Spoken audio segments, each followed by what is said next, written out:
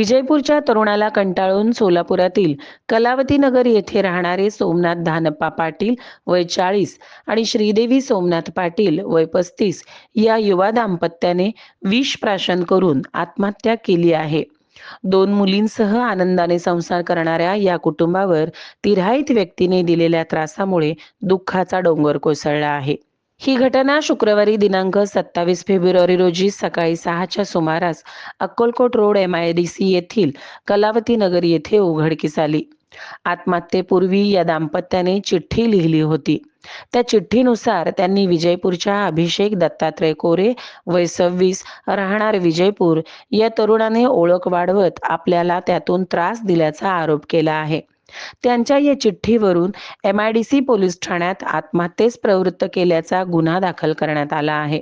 दरम्यान पाटील यांना 2 मुली असून देवयानी ही इयत्ता 5वीत शिकते आहे, तर धाकटी मुलगी आस्था ही इयत्ता 3रीत शिकत आहे. सकाळी जेव्हा नेहमीप्रमाणे मुली उठल्या तेव्हा शेजारी झोपलेल्या आई-वडिलांना त्यांनी उठवण्याचा प्रयत्न केला, पण आई-बाबा उठत नाहीत हे त्यांनी पाहिले आणि त्या दोघी घाबरल्या. त्यानंतर त्यांनी आपल्या आजोबांना फोन केला. त्यानंतरच ही सगळी घटना उघडकीस आली. या घटनेमुळे कुटुंबासह परिसरातील सर्वच व्यक्तींनी हळहळ व्यक्त केली आहे.